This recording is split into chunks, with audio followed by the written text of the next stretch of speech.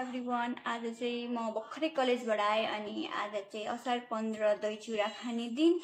अनि हाम्रो चाहिँ यहाँ घरमा दही चिउरा खान्छौँ। अनि किन खान्छौँ भनेर चाहिँ मलाई थाहा नभएको कारणले आज म आफ्नो बाबालाई सोध्छु हामीले चाहिँ किन दही चिउरा खान्छौँ भनेर। अनि हजुरहरूले नि हेरेर लाइक शेयर सब्सक्राइब कमेन्ट्स गरिदिनु होला।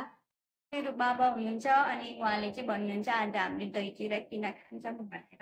हामीले असार 15 मै दही चिउरा खानेको महत्त्व के छ भने असार महिनामा धेरै मान्छेहरूले खेती किसान गर्ने हुन्छ, खेत रोप्ने हुन्छ।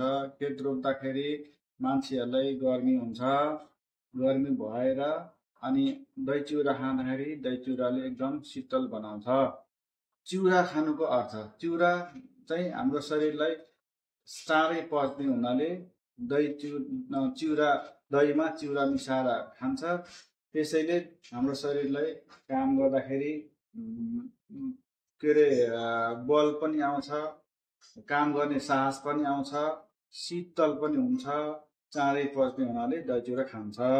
हामीले असारको 15 मा दही चिउरा खानुको साथसाथै गोरु हलो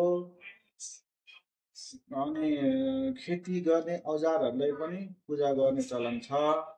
दही चिउरा मात्रै नभएर, दही चिउरा खाने मात्रै नभएर हामीले खेती रोप्ने सामग्रीहरूलाई औजारहरूलाई पनि पूजा गर्ने चलन छ। असार 15 मा अब दही चिउरा खाने, खेत रोप्ने, हलो गोरुहरूलाई पूजा गर्ने, यसको साथसाथै गाउँघरमा त बाजा बजाएर, पञ्चे बाजा बजाएर, नाचगान गरेर एकदम भोज नै खाने चलन छ, रमाइलो गर्ने चलन छ। माथि मुखियाहरू, पहिला मुखियाहरू माथि डाँडामा बसेर रमाइलो गर्ने, खेतमा बौसेहरूले कोदालो चलाउने, रोपारहरूले रोप्ने, नाच गाउने, नाच्ने, गीत गाउने चलन पनि यसमै रहेको आदि 15 गते यही असार महिनाभित्रै पर्छ। पनि नयाँ कामको सुरुवात गर्दा सगुन खानु चलन छ। त्यसैले दही चिउरालाई सगुनको रूपमा खाँदा शुभ हुनेछ। दही चिउराको बारेमा, खेतको रोप्नेको बारेमा सबै मैले जाने अनुसार भने।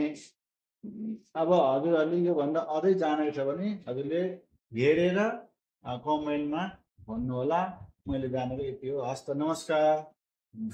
मेरो च्यानललाई सब्सक्राइब लाइक शेयर कमेन्ट गरिदिनु होला। यति भन्दै हामी अर्को भिडियोमा भेटौँ।